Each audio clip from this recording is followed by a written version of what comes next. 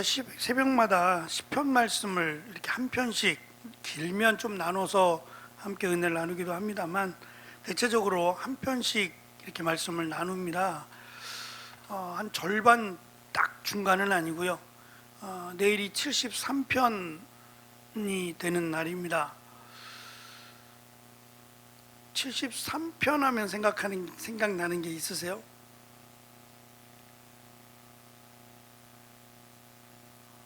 다른 사람은 몰라도 양시한 집사님은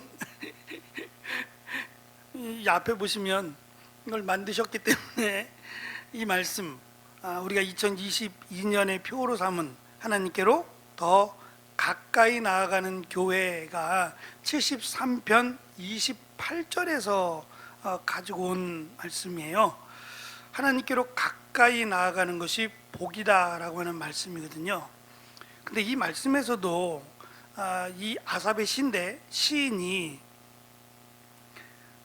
참 그 지혜에 관한 교훈의 말씀들이 이제 73편부터 쭉 이어져 나와요. 아삽의 시들이 나오는데 굉장히 우리가 중요하게 여겨야 될 말씀이기도 합니다.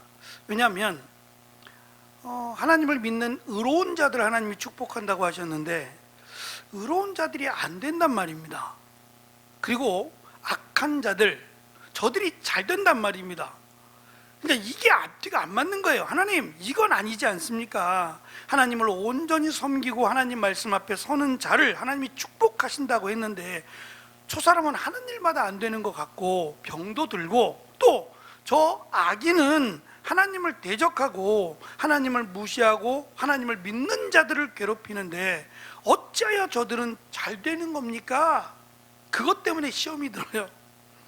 그것 때문에 시험이 들어서 내가 길에서 미끄러진다는 표현을 쓰는데 결국 하나님을 떠난다는 거예요. 하나님을 떠나서 어디서 답을 찾아요? 그가 성전으로 가요. 하나님을 떠나서 성전으로 앞뒤가 안 맞는데 하여튼 성전으로 가서 거기서 깨달아요. 깨닫는데 그 지혜가 뭐냐면 성전을 통해서 하나님이 말씀하시는 게 그가 잘 되는 것 같으냐? 잠깐이다. 오히려 그가 잘됨으로 오히려 하나님으로부터 멀어진다는 거예요. 눈에 보일 때에는 그러니까 이 땅에 사는 사람들의 생각이 그거밖에 안 되는 거예요. 그러니까 인간들의 생각으로는 그 사람이 잘 되는 것 같고 그 사람이 복을 받는 것 같고 거기까지라는 거예요.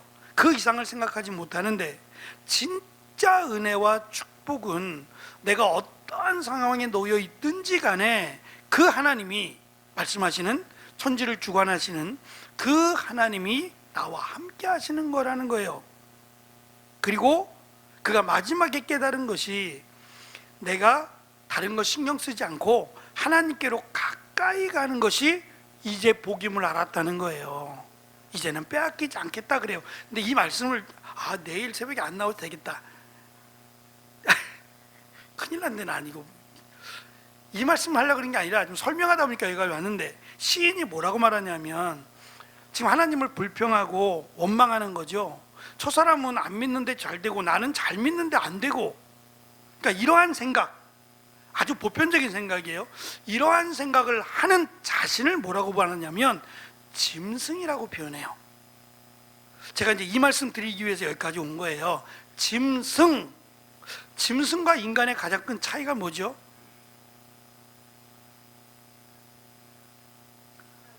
그거는 이제 안 믿는 사람들 얘기고, 하나님을 믿는 사람들의 답변은 뭐라고요, 권사님? 영혼이 있는 것하고 없는 것, 그것도 맞아요. 그것도 맞아요. 또 다른, 조금 앞으로 쭉 올라가 봐요. 창세기로 쭉 올라가서 하나님이 인간을 만드셨는데요, 짐승과 다르게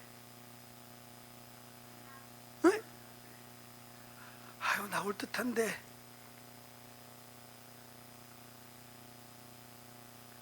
하나님의 형상을, 이게 가장 큰 차이예요. 그러니까 하나님의 형상을 우리에게 담아주셨다 그랬잖아요. 그게 뭐냐면 어찌 말하자면 하나님과 우리와의 관계예요. 이건 아주 특별한 거예요. 그러니까 그냥 짐승처럼 만들면 되는데 짐승과는 완전히 구별된, 아까 말씀하신 대로 우리에겐 영혼이라는 게 있는데 그 영혼이 생기게 된 것이 하나님의 형상을 우리에게 담아주셨기 때문이에요. 짐승은 아무리 날고 겨도 용맹하다 한들 짐승은 영혼도 없고 하나님의 형상이 없어요. 없다고요. 그러니까 제가 좀 잔인하게 말하면 애완동물을 키워서 애완동물을 천국에서 만나리라고 생각하지 마시라고요. 그냥 마음을 먹으세요. 그냥 만났으면 좋겠다. 그건 우리 생각이니까. 근데 엄격하게 말하면 그럴 리가 없어요. 그거는 살아온 시간만큼의 정도 들고 그런 애틋한 마음이지, 뭐 하나님의 나라에, 걔네들이 어떻게 하나님의 나라에 가요?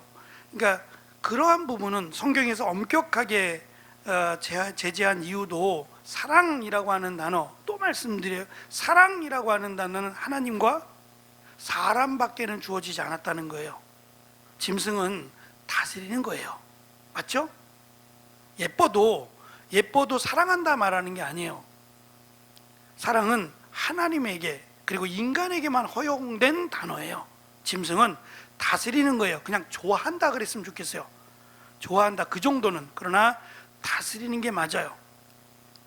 근데 이 짐승이라는 것이 지금 또 왔어요. 이 네 짐승으로 지금 설명을 하잖아요. 그죠? 나라들 바벨론, 아수르, 뭐 페르시아, 메데페사, 그리고 로마 이르기까지 그 뒤엔 나라가 없나요? 근데 거기까지로 끄는 것은 이 로마와 관련된 나라가 바로 진짜 하나님의 나라가 되시는 예수님이 오시기 때문이에요. 그러니까 그 이상은 로마를 기준으로 그냥 보시면 돼요. 나라가 없다는 게 아니라. 근데 이런 나라들을, 강대국이잖아요. 이런 나라들을 짐승으로 표현한 것은 그들은 하나님 앞에 결코 사람이 될 수 없는, 그러니까 하나님의 다스림을 받아야 되는 존재에 불과하다는 것이고, 또 하나는 우리 단군 신화예요. 단군 신화는 환웅이라는 신과 우리의 조상이 누구라고요? 쑥하고 마늘을 100일 동안 먹었는데 우리 조상이 누구라고요? 곰이에요. 곰이에요. 호랑이도 있고 곰도 있는데 왜 곰일까? 잘 참아서 곰인가 봐요. 우리 조상은 곰이래요. 그런데 이 곰이 사실 우리가 생각할 때는 크고 덩치도 크고 사실은 포악해요. 곰이 굉장히 강하고요, 힘도 세단 말이죠. 그래서 아마 곰을 택하지 않았나 생각도 드는데, 다른 외국 나라들, 그러니까 바벨론이라는 나라, 아수르, 뭐 페르시아, 뭐 로마, 또 헬라, 이런 나라들은 각 나라의 특징을 짐승으로 표현을 했어요. 그래서 우리가 표를 보여드릴 때도 이 나라는 뭐 곰이고 독수리고 뭐 이렇게 표현들을 하잖아요, 나라들을. 그러니까 이것도 참 우스꽝스러운 게 그 나라들이 스스로 짐승인 것을 지금 표현하고 있다는 거예요. 아니, 인간이 짐승보다 못해요? 그런데 그들 스스로가 자신들이 마치 용맹한 짐승인 것처럼 여겨온 것도 한 몫을 한단 말이에요. 그래서 제가 다행인 것은 우리가 계시록을 먼저, 완성된 말씀인 계시록, 예언의 말씀, 묵시의 말씀인 계시록을 우리가 먼저 살폈기 때문에 사실은 이 다니엘서나 또 나중에 에스겔서를 볼 때에도 우리가 그렇게 막 두려움에 무섭다 생각하지 않을 수 있어서 오히려 감사해요. 이 네 짐승들로 설명되는 이 짐승들을 하나님이 심판하시는 내용이 우리가 읽은 9절부터 14절의 내용이에요. 그리고 이어지는 15절부터는 이 네 짐승에 대한 해석들이 이루어져요. 오늘은 하나님이 이들을 어떻게 심판하시냐는 건데, 제가 설명을 조금 자세하게 했어요. 왜냐하면 처음 들으시는 분도 있을 수 있으니까 좀 자세하게 하다 보니까 페이지가 길어져서 7페이지나 돼버렸어요. 그러니까 한번 읽어보시고 이해를 돕기 위해서 설명을 좀 많이 하다 보니까 길어졌다라고 보시면 돼요. 글씨는 크니까 뭐 얼마 안 걸릴 거예요. 일단 이 네 짐승들 중에 오늘 하나님이 이 짐승들을 심판하시는데요, 약간 어려울 수 있는, 이해가 안 되는 게 하나 있어요. 그게 뭐냐면 지금 세 짐승, 앞에 세 짐승이고 네 번째 짐승은 로마예요. 순서가 네 번째 짐승이 로마라고요. 그런데 오늘 말씀에 보면 네 번째 짐승이 10개의 뿔이 있어요. 그리고 또 작은 뿔들이 있는 거예요. 근데 이 네 번째 짐승인 로마가 먼저 멸망하는 걸로 나와요. 11절에 보면 네 번째 짐승인데, 그때 내가 큰 말하는 작은 뿔의 목소리 일어나에 주목하여 보는 사이에 짐승이 죽임을 당하고 네 번째 짐승이 죽었어요. 그리고 12절에 그 남은 모든 짐승, 세 짐승은 그 권세를 빼앗겼으나 생명은 보존되어 있어요. 순서가 이상하잖아요. 순서에 따라 죽어야 되잖아요. 첫 번째 짐승 죽고 두 번째 죽고 이게 맞잖아요. 자, 이게 무슨 말이냐면 지금 아직이요, 아직 지금 이 환상이 이루어진 게 아니에요.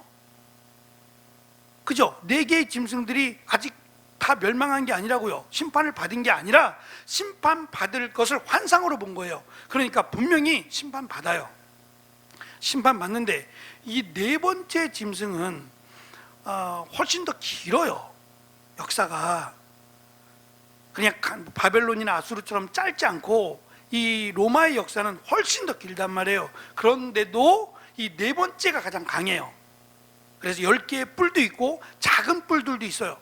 그만큼 강한 나라가 이 로마인데 그 로마가 멸망한다라는 것을 먼저 말씀을 하면, 봐봐요, 첫째가 멸망을 안 했는데 둘째가 어떻게 멸망해요? 무슨 말인지 이해가 되시죠? 네 번째가 멸망한다는 얘기는 앞에 있는 세 개가 멸망해야 멸망하는 거예요. 첫째가 나오지 않았는데 네 번째가 어떻게 나와요? 순서가 말이 안 되죠. 그러니까 이것들이 다 멸망할 것이다 고 순차적으로 말하는 것보다는 네 번째가 멸망한다 그러면 나머지는 멸망하는 게 되는 거예요. 그래서 네 번째를 더 강조하기 위해서 네 번째가 멸망하고 아직 셋이 남았는데 그 남은 짐승들이 권세를 빼앗기고 생명은 아직 보존되어 있더라 라고 하는 표현을 썼다는 거예요. 그러니까 이 부분만 좀 이해를 하시면 좋을 것 같고요. 어쨌든 오늘은 네 번째 짐승에 조금 더 초점을 두고 하나님의 심판에 대해서 말씀을 나눕니다. 9절에 보면 왕좌가 놓이고 보좌가 놓이고, 우리 성경도 왕좌가 놓이고, 왕좌라는 것은 왕이 앉는 의자죠. 왕이 앉는 의자예요. 근데 이 왕좌가 복수로 돼 있어요. 복수란 얘기는 한 개 이상이잖아요. 두 개가 될 수 있고 세 개가 될 수 있고 네 개, 다섯, 여섯, 일곱 개가 될 수 있잖아요. 왕좌가 이렇게 많아? 라고 하니 이제 요한계시록 20장 4절에 근거해서 성도들이 심판하는 자격을 주거든요. 그래서 마치 성도들이 심판하는 것처럼 설명을 해요. 아니에요. 우리가 심판하지 않아요. 성도들이 어떻게 심판을 해요? 성도들이 당하지 심판하겠냐고요. 그럼 하나님의 보좌에 올라가서 우리가 심판하겠어요? 그거는 우리 속을 좀 시원하게 해주기 위해서 당하고만 있었지 너희도 심판해 라고 하는 의미에서의 설명이지, 하늘에 올라가서 우리가 어떻게 심판을 해요? 그런데 심판하는 것처럼 그렇게 설명을 했단 말이에요. 그러니까 우리도 하나님이 심판하시는 이 보좌에 쭉 앉아서, 우리도 쭉 앉아서 하나님의 왕좌에 우리도 쭉 앉는다라고 주장하는 이들이 있어요. 앉을 수 있어요. 앉을 수 있는데 하나님만 왕이신 하나님만 앉으시는 의자에 꼭 거기 앉을 이유는 없죠. 이게 천국 가서 앉는 거 의미 없어요. 의미는 없지만 하나님만 여기 앉으면 하나님이에요. 왕만 앉는 의자니까 유일하신 왕은 하나님이시잖아요. 그러니까 하나님만 앉으시는 왕이 한 개가 아니라 몇 개가 있는데 앉고 싶긴 하겠지만 그래도 거기는 못 앉는단 말이에요. 다른 의자에 앉으면 앉았지, 이 의자는 앉고 싶다고 해서 앉는 의자가 아니에요. 이건 상징적인 얘기예요. 에? 하나님이 다리가 아파서 정말 보좌에 앉은 게 아니고 하나님이 왕이시고 또 하나님이 심판하시는 그 이미지를 주기 위해서 상징적인 그림을 갖고 온 건데, 이것이 왕좌예요. 왕만 앉는 자리란 말이에요. 근데 내가 여기 앉고 싶어요. 그래서 앉을 수 있는 건 아니라고요. 거기 앉을 이유도 없고. 그러니까 그 말이 아니라 지금 이 여기에 앉으신 분, 하나님의 이 왕좌에 앉으시는 분을 뭐라고 설명하냐 하면 옛적부터 계신 이, 옛적부터 항상 계신 이가 앉는 거예요. 그러면 또 다른 의자가 또 있다 그랬으니까 그 의자에는 누가 앉느냐? 성도들이 앉는다. 그게 아니라면 누가 앉느냐? 쭉 내려오시면 그가 13절 또 하나의 이상을 봐요. 그 밤에 이상을 보았는데 이번에는 인자 같은 이가 라고 돼 있어요. 이 인자 같은 이라고 하는 표현을 그냥 문자적으로 보면 사람의 아들이에요.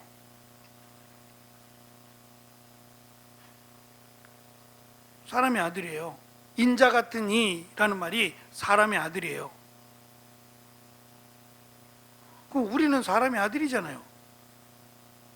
사람의 아들이 아니신 분 계세요? 아무리 우겨도 짐승의 아들은 아니에요. 사람의 아들이에요. 왜 이런 표현을 쓰냐? 첫째, 아까 얘기했던 짐승과 대조를 이루기 위해서 사람의 아들이라는 표현을 써요. 또 굳이 우리가 사람의 아들인데, 그럼 우리를 사람의 아들 이런 말 안 쓰잖아요. 우리는 그냥 사람이면 사람이지 사람의 아들이라는 표현을 안 쓴단 말이에요. 사람의 아들이라고 하는 표현은 예수님에게만 해당돼요. 왜요? 이건 이해를 하지 못했을 거예요. 무슨 말인지. 근데 예수님이 자신을 향해서 인자라는 설명을 많이 하신단 말이에요. 마태복음이나 복음서에는 인자가 라는 말을 많이 쓴단 말이에요. 이게 사람의 아들인데 무슨 말이에요? 이건 정말 의미심장한 거예요. 예수님이 하나님인데, 예? 맞죠? 예수님이 하나님인데 하나님이신 예수님이 사람의 아들이 되다. 이건 설명이 안 돼요. 우리는 믿는 거지 이걸 어떻게 설명을 해요? 이거 설명하려면 또 마리아가 나와야 되죠. 결혼하지 아니한, 예? 결혼을 1년 앞둔 동정녀라는 설명이 붙은 이 마리아가 그냥 잉태가 돼버렸어요. 이건 과학적으로 설명이 안 돼요. 의학적으로도 과학적으로도 설명이 안 되고 딱 한 번만 있는 사건이에요. 성령으로 잉태되신 분, 예수님이죠. 하나님이시지만 인간의 육신으로 오신 분, 이걸 설명한 거예요. 그것이 인자예요. 그럼 왜 예수님이 인간의 몸으로 오셨느냐? 이 답을 해야 되잖아요. 그러니까 성경은 이걸 말씀하는 거예요. 이게 비밀이에요. 성경에서 말씀할 때 이걸 비밀이라고 했단 말이에요. 그러니까 이 비밀을 지금 다니엘서에서 이 시대 살고 있는 사람들이 이걸 알았겠냐 말이에요. 몰랐을 거라고요. 그냥 믿는 거지. 그런데 지금 설명을 해요. 하나님을 9절에 항상, 옛적부터 항상 계신 이 하나님이에요. 하나님에 대한 설명이에요. 그러면 또 다른 의자에 누가 앉느냐? 여기에는 인자 같은 이가 앉아요. 그럼 하나가 더 있어. 이 의자에 누가 앉아요? 네? 아이, 권사님 맞아요. 왜 이렇게 약하게 하세요? 맞아요. 또 의자가 있을까요? 필요 없죠. 만약에 지금 설명대로 하면 의자가 3개가 있는데 이 3개의 의자는 옛적부터 항상 계신 이 하나님이에요. 하나님이 앉으시고, 인자 같은 이 예수님이 앉으시고, 또 하나의 의자에는 성령님이 앉으시는 거예요. 지금 그 설명을 이렇게 풀어가면서 하고 있는 거예요. 근데 여기에 왜 앉으시느냐? 심판할 때, 재판할 때 앉는 거예요. 서 계시다가 앉을 때는 심판할 때가 돼서, 재판할 때가 돼서 앉으신다라고 이해하시면 돼요. 그 얘기입니다. 이 페이지로 가시면 그의 옷은 희기가 눈 같고 그의 머리털은 깨끗한 양의 털 같고 라고 하는 것은 이것도 역시 상징적인 부분으로 하나님의 거룩함, 순결함을 설명합니다. 그의 보좌는 불꽃이요 그의 바퀴는 타오르는 불이며 라고 하는 것은 출애굽기에서 시내산에서 모세가 하나님을 만났을 때 꺼지지 않는 불, 가운데서 하나님을 만났고요. 에스겔이 그발 강가에서 보았던 또 하나의 장면을 떠올리게 합니다. 불은 하나님의 약속이에요. 꺼지지 않는 불 이미 보여줬어요. 완벽하진 않지만 샘플로 보여준 불이 하나 있어요. 소돔, 고모라를 심판할 때 하나님이 꺼지지 않는 불로 그 성을, 그 마을을 멸망시켜 버렸어요. 사실은 홍수도 그렇지만 물로 심판도 그렇지만 불로 심판은 더 무서워요. 그냥 형체를 알아볼 수 없을 정도로 타버리는 거잖아요. 그런데 이러한 그 사건이 뭐 화산으로 인해서 또는 어떠한 이 자연의 현상으로 인해서 가끔씩 일어나요. 가끔씩 일어나요. 물이 차면 사람들이 노력을 해볼 수 있어요. 배를 탄다든지 산으로 피한다든지 여러 가지 노력들을 좀 해볼 수 있는 반면에 불이 하늘에서 떨어지면 어떻게 돼요? 불이 하늘에서 떨어지는 거예요. 근데 이 불은 배를 탈 수도 없고요, 집 속에 들어간들 의미도 없고요, 그냥 꼼짝없이 당하는 이미지예요. 하늘로부터 불이 임하면 그거는 꼼짝없어요. 누구도 피할 수 없는 상황이 된다는 거예요. 그러니까 마지막 때 예수님이 오시는 그때에 하늘에서 불이 정말 쏟아지느냐, 그거는 하나님의 심판을 강하게 설명하기 위한 상징성이라고 봐요. 오늘 또 나오는데 예수님께서 사도행전 1장에 이제 40일을 계셨어요. 제가 조금 빠른가요? 이해가 되시죠? 이해가 되시죠? 예수님이 십자가에 달려 죽으시고 부활하셨어요. 그리고 40일을 더 계셨죠. 그러니까 부활하고 승천하기까지 40일, 그리고 앞에 3일을 더하면 43일이 되는 거예요. 그리고 이제 일주일 있다가 오순절이 되죠. 그러니까 일주일 동안 제자들이, 일주일이라는 생각은 없고 힘써 다락방에 모여서 기도했던 거예요. 40일이 지나서 예수님이 떠나갈 때 많은 사람들이 봤어요. 볼 때 마치 성경은 구름을 타고라고 돼 있어요. 근데 헬라어 성경은 구름과 함께예요. 그래서 구름이 없는 날은 예수님 못 와요. 하늘을 꼭 보시고 하늘에 구름이 없으면 그날은 예수님 안 온다 생각하시면 돼요.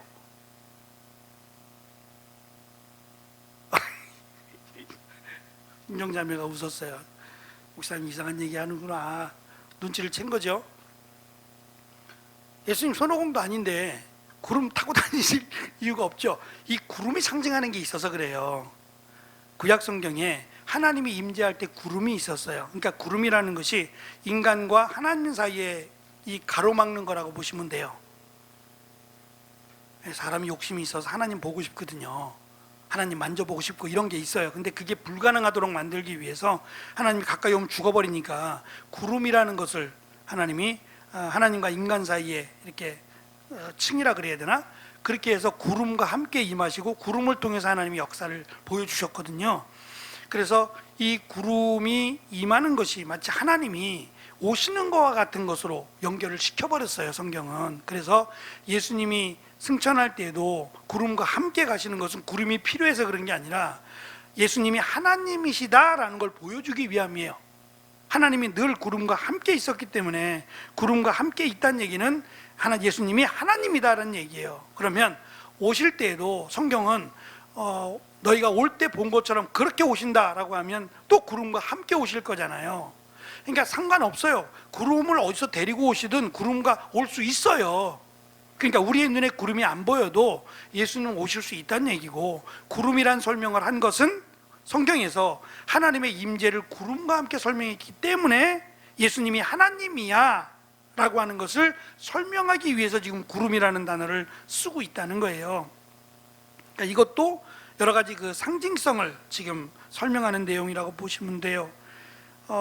이 페이지 밑에 단에 보시면 불이 강처럼 흘러 그의 앞에서 나오며 라는 설명이 있는데요, 나왔다는 게 아니라 강처럼이라는 말, 물이 흘러가는 것처럼, 마치 물이 흘러가는 것처럼 임한다는 얘기는 임하고 있다는 얘기예요. 무슨 말이냐? 지금은 심판이 이루어지지 않은 게 아니에요.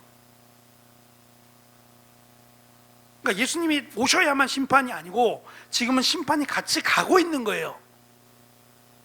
반대로 구원도 같이 가는 거죠. 원래 구약 성경에서는 사실 메시아는 심판이에요. 그래서 세례 요한이 감옥에 있으면서 예수님의 길을 예비하다가 감옥에 갇혔단 말이죠. 이제 죽을 날이 얼마 안 남았는데 이거 아무리 생각해도 내가 기다리던 메시아가 맞나?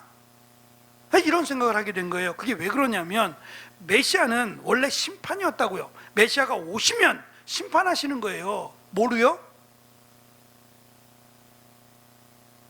물은 아닐 거 아니에요. 불이죠. 그러니까 메시아가 오셔서 심판하신다 이렇게 믿고 있었어요. 그런데 심판이 아니라 예수님은 병자를 고치고 죽은 자를 살리고 이런 일이 자꾸 벌어지잖아요. 그러니까 분명히 예수님이 메시아가 맞는데 자기의 눈으로 직접 봤잖아요. 세례도 예수님께 주었고 이건 확실해요. 그런데 이상한 거예요. 자기가 알고 있던 메시아는 심판인데 심판이 이루어지지 않는 거지. 언제 심판하시는 거야?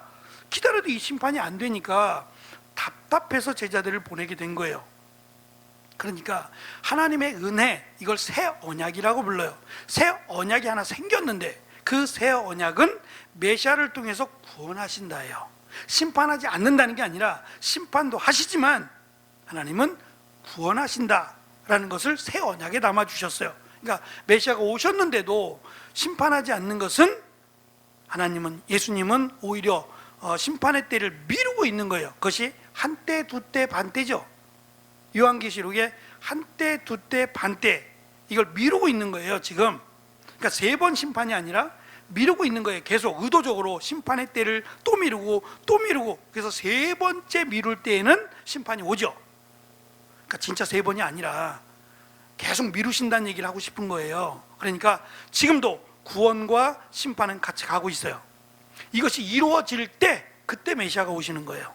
예수님이 오셔서 그때는 더 이상 심판이 없다는 게 아니라 진짜 심판이 이루어져요. 그때는 지옥, 천국 2개로 딱 나누어져요. 그러니까 그때까지 계시록에 말하는 것처럼 끝까지 믿음을 지키라 해요. 그때까지 예수님이 오실 그때까지 우리의 생명이 다하는 그때까지 끝까지 믿음을 지켜야 한다라는 것을 강조합니다. 그래서 심판이 흐르고 있어요. 구원도 흐르고 있는 것이고요. 나머지 내용은 읽어보시고 3페이지에 가시면 다니엘은 하나님이 심판을 베푸는데 책들이 펴 놓였더라 이렇게 설명을 해요. 제가 말씀을 준비하면서 계시록 하기를 정말 잘했다. 안 그러면 내가 이거 다 설명을 해야 되잖아. 하나씩 다 해야 되는데 계시록에서 우리 이미 했기 때문에 그냥 읽어보시면 된다 이렇게 설명할 수 있으니 감사하다라고 하면서 준비를 했어요. 책이 2권이 있어요. 지금 하나는 책이라고 되어 있긴 하지만 요한계시록에는 생명책이라고 설명이 됐어요. 그래서 그냥 생명책이라고 할게요. 하나는 생명책이에요. 이 생명책에는 이름 그대로 생명책, 이 책에 기록된 자들은 생명을 얻어요. 그러면 반대의 책이 하나 더 있죠. 악한 자들의 행위를 기록한 책이에요. 그러니까 여기에 기록이 되면 구원을 받을 수 없어요. 그런데 이 책을 폈다는 거예요. 생명책이 아니라 이들을 심판을 베푸는데 책이 펴 있다라는 얘기는 악인들의 행위를 적은 책을 폈다는 거예요. 이 책을 보고 이들을 심판하신다라는 걸 지금 설명하는 거예요. 그러면 심판하시면 되지. 이것을 설명하는 이유는 그래도 아직은 기회가 있다는 거죠. 이걸 믿으면 이거 어떻게 하면 됩니까? 어떻게 하면 심판을 받지 않습니까? 라고 말하게 될 거라는 거죠. 여기 참 우스꽝스러운 얘기이긴 한데 11, 12절은 4번째 짐승에게서 나온 작은 뿔들이 심판받는 걸 설명하는데요. 이 작은 뿔들이 큰 소리로 말미암아 주목하는 것을 보는 사이에 라고 번역이 되어 있고요. 공동 번역은 이걸 좀 잘 의미를 살려서 번역을 했어요. 그 뿔이 계속하여 외쳐대는 건방진 소리를 한 귀로 들으면서 보고 있자니 이런 표현이에요. 그러니까 가당치도 않는 것들이, 작은 뿔들이 큰 소리를 치는데요, 이 뿔의 주인이 죽어요. 이게 웃긴 거예요. 그러니까 작은 뿔들이 막 막 뭐라고 외치는데 정작 이 짐승이 죽어요. 그럼 어떻게 돼요? 이 작은 뿔들은 죽죠. 자기들이 아무리 큰 소리 친들 짐승에게서 난 뿔인데 짐승이 죽으면 뿔이 죽죠. 근데 그것을 모르고 계속 외쳐야 된다 이 말이에요. 그들이 하는 말들은 신성모독적인 말, 하나님의 불순종하는 말이란 말입니다. 4페이지는 제가 말씀드린 것처럼 네 번째 짐승이 먼저 죽임을 당한다, 그 이유에 대한 설명입니다. 5페이지에 다니엘은 남은 짐승들, 아까 세 짐승들이죠, 그 세 짐승들에 대해서 언급을 합니다. 이 네 번째 짐승처럼 즉각 멸망하지 않고 권세는 빼앗겼으나 생명은 보존되어 하나님이 정한 시기가 이르기를 기다리고 있다. 네 번째 짐승이 먼저 심판을 당한 것은 네 번째가 죽으면 세 번째, 두 번째, 첫 번째는 당연히 죽죠. 근데 그 중에서 가장 강한 짐승인 네 번째가 먼저 죽는 이유를 지금 말하고자 하며 악하기 때문이에요. 가장 악하기 때문에 죽는다라는 것을 설명하므로 아직은 첫 번째, 두 번째, 세 번째 짐승에게도 기회를 주는 거예요. 등장하지도 않았어요. 아직 등장하지도 않았지만 이거는 조금 설명을 드려야 되는데요. 제가 다니엘서를 하면서 제일 어려운 부분이 7장, 8장이라 그랬잖아요. 그게 왜 그러냐면 제가 첫 시간에 말씀드린 것처럼 이 다니엘서의 기록 연대를 언제로 보느냐 때문에 그래요. 두 가지인데, 하나는 다니엘서를 BC 6세기로 보는 거예요.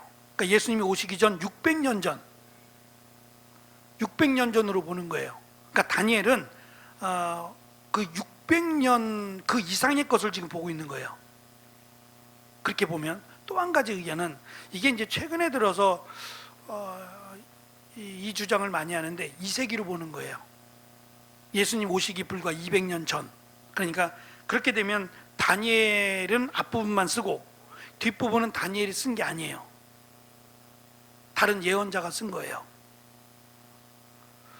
뭐 두 가지를 다 뭐 이렇게 보나 저렇게 보나 뭐 크게 문제는 없다고 해요. 근데 저는 그냥 전통적인 해석 방법인 6세기로 봐요. 다니엘이 살아있는 걸로 보고, 지금 먼 이야기죠. 사실은 600년 더 넘는 것들을 지금 환상 가운데 본 것으로 지금 설명을 하는 거예요. 그렇게 설명하자니 지금 첫째, 둘째, 셋째도 안 죽었고 넷째는 등장도 안 했어요. 근데 그들이 죽었다라는 내용이 설득력은 없어지는 거예요. 왜냐하면 직접 본 게 아니니까. 근데 2세기로 보면 이미 첫째, 둘째, 셋째는 죽었단 말이에요. 첫째, 둘째, 셋째는 죽고 이제 알렉산드리아라고 하는 헬라가 등장을 하게 되거든요. 그러니까 그렇더라도 어쨌든 말씀드린 것처럼 네 번째가 죽는다는 얘기는 셋째가 죽는다, 세 짐승이 다 죽는다라는 것을 전제로 하고 있다라고 보시면 좋을 것 같아요. 중요한 것은 5페이지 그리고 6페이지에 나와 있는 짐승에 대한 부분이에요. 왜 꼭 짐승으로 설명했을까? 하나님의 형상이 없는, 그리고 정말 이걸 뭐라고 설명해야 될까? 어찌 보면 인간보다도 용맹스럽고 인간보다도 강해서 그들이 마치 그 당시에 이 신들은요, 우리나라도 아까 제가 단군 신화 할 때 단군이 곰의 아들이잖아요. 신과 곰 사이에 태어난 말도 안 되는 얘기지만 하여튼 이런 것처럼 이 신과 짐승으로 태어난 것들이 너무 많아요. 이 신화들을 보면, 그리스 로마 신화를 보시면 그런 게 너무 많아요. 왜냐하면 인간이 약하니까 인간의 약함을 더 강함으로 설명하기 위해서 강한 짐승과 신들 사이에서 조상들이 태어나고 막 이런 것들이 너무 많았어요. 근데 그 짐승들을 성경은, 제가 아까 73편을, 시편 73편을 먼저 말씀드린 이유가 그거예요. 제일 중요한 것은 이 짐승이 뭘 의미하냐라는 게 하나님의 뜻을 모른다예요. 지금 시편 73편에서 짐승을 언급한 게 뭐냐면, 짐승이 뭐냐? 이 사람만도 못한, 짐승만도 못한 이런 설명을 우리는 하지만, 짐승을 성경은 하나님의 뜻을 바르게 이해하지 못하는 경우를 짐승으로 설명을 한단 말이에요. 그러니까 제가 그것을 73편이 내일이니까 말씀을 또 준비하면서, 다니엘서를 준비하면서 연결이 이렇게 되는 거예요. 네 짐승이니까. 그리고 이 짐승을 아삽이라고 하는 지혜자가 이 짐승을 하나님의 말씀을 제대로 깨닫지 못하고 원망하고 불평하는 사람을 짐승으로도 지금 설명하고 있단 말이에요. 그러니까 좀 과격한 표현이고 좀 불쾌한 표현이에요. 그렇더라도 우리가 기억해야 될 것은 하나님의 뜻을 모르는 게 자랑도 아니지만 하나님의 뜻을 바르게 알지 못하는 것이 얼마나 잘못됐다라는 것을 지금 성경은 강조하는 거예요. 마치 짐승과 같다라는 식으로 성경은 설명하고 있다는 거예요. 그리고 멸망받아 마땅한 대상을 지금 다니엘서는 짐승으로 보고 있다는 것도 우리가 좀 생각을 해봐야 돼요. 그러니까 제일 중요한 것이 우리가 하나님을 믿는 자로 하나님의 뜻을 아는 거예요. 그럼 하나님의 뜻을 어떻게 아냐고요?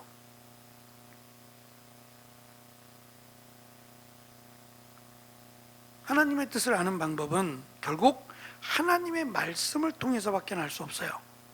물론 기도도 합니다. 하나님 제대로 깨달을 수 있도록 도와달라 기도도 하지만 정확하게는 하나님의 뜻을 말씀에 담았어요. 그러니까 말씀을 제대로 아는 것이, 바르게 아는 것이 하나님의 뜻을 바르게 아는 거예요. 그것이 하나님의 형상을 담은 사람의 모습이다라고 보시면 좋을 것 같아요. 구름에 대한 부분이 6페이지고요. 마지막 6페이지 아래에는 하나님은 그리스도, 그러니까 인자와 같은 이에게 권세와 영광과 나라를 주시고 모든 나라와 백성들, 다른 언어를 말하는 모든 자가 그를 섬기게 하신다라고 14절은 인자 같은 이에게 권세와 영광과 나라를 주고 이렇게 설명하고 있단 말이에요.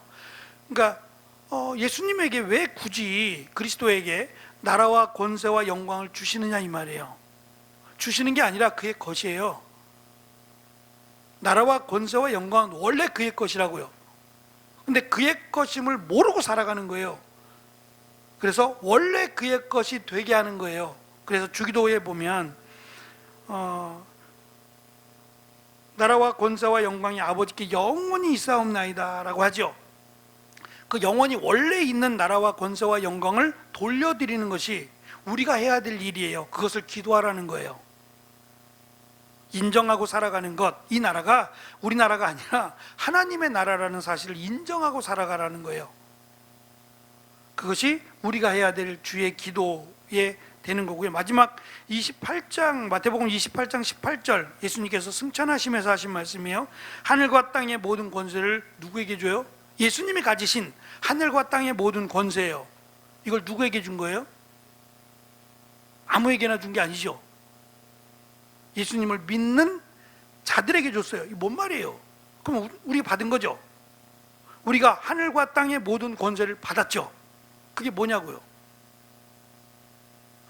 예수님은 분명히 우리에게 줬어요. 믿는 자에게 주셨다고요. 근데 우린 몰라.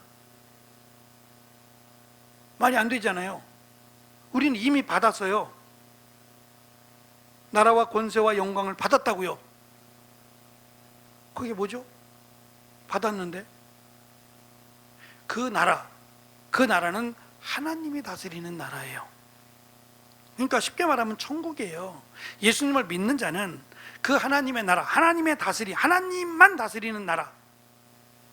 대적하는 자들은 거기 없어요. 다 지옥 같죠.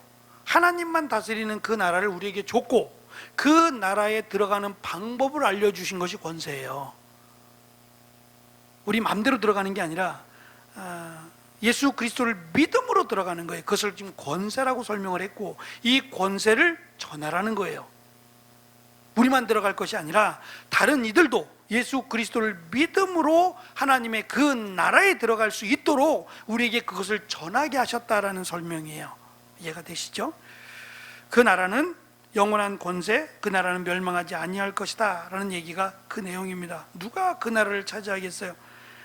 차지하지 못합니다. 그리고 중요한 것은 이 나라, 시끄러운 나라들, 이 나라들이 언젠가는 끝이 있어요. 나라가 망하고 또 다시 생기고 하는 것도 있지만 온 나라가 다 한꺼번에 사라질 때가 와요. 하나님이 다스릴 때죠. 하나님이 성취하실 때, 예수 그리스도께서 오실 때에 이 나라가 하나님의 나라로 완전히 바뀔 때가 와요. 그러니까 진정한 하나님의 나라를 우리에게 주셨고 그 나라를 생각하며 살아가라는 거예요. 이게 제일 큰 은혜죠. 그렇지 않겠어요?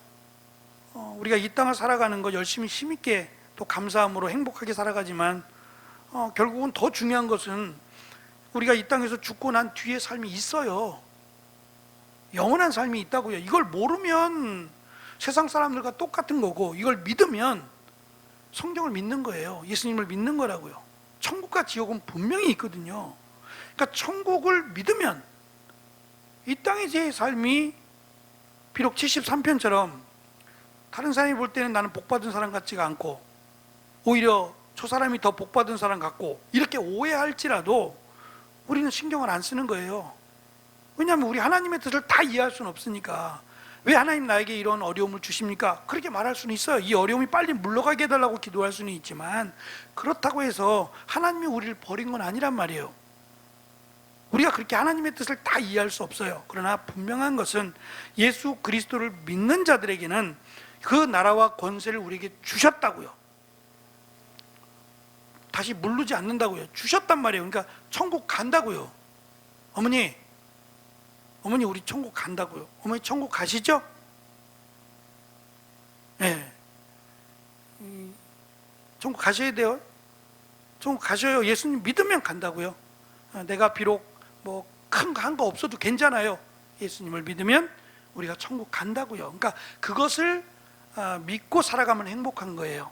조금 부족하고 내가 연약해도 천국 간다 생각하면 행복한 거예요. 그것을 지금 이 다니엘서를 통해서 먼 이야기 같지만 사실은 이루어진 사건이잖아요. 우리가 볼 때는 이루어집니다. 이루어진 것처럼 이 여기서 말하고 있는 그 나머지 네 번째 짐승이 망해진 것만이 아니라 하나님의 영원한 나라가 임한다라고까지 했던 그것도 역시 이루어집니다. 네 나라가 멸망한 것처럼 나머지 아직까지 이루어지지 않은 일들도 이루어진다라는 것을 믿고 인자가 되신 이라고 소개되는 예수님이 오실 것과 또 그로 말미암아 우리가 구원받을 것을 지금 다니엘서에서 살짝 암시하면서 희망을 가지란 얘기입니다. 끝까지 믿음을 가지란 얘기입니다.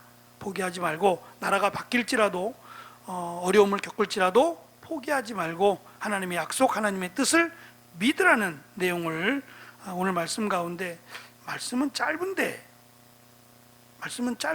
이 내용이 참 많아요. 참 많아서 제가 막 이걸 어떻게 해야 되나, 설명을 다 드려야 되나 막 이렇게 하다 보니까 지금 좀 그랬는데요. 하여튼 한번 뭐 길지 않으니까 한 번 더 읽어보시고 정리하시면서 아직은 이루어지지 않았지만 반드시 이루어진다. 그리고 우리는 영원한 그 하나님의 나라에 들어간다 라고 하는 사실을 다시 한 번 더 확신하는 시간이 되었으면 좋겠습니다. 기도하겠습니다.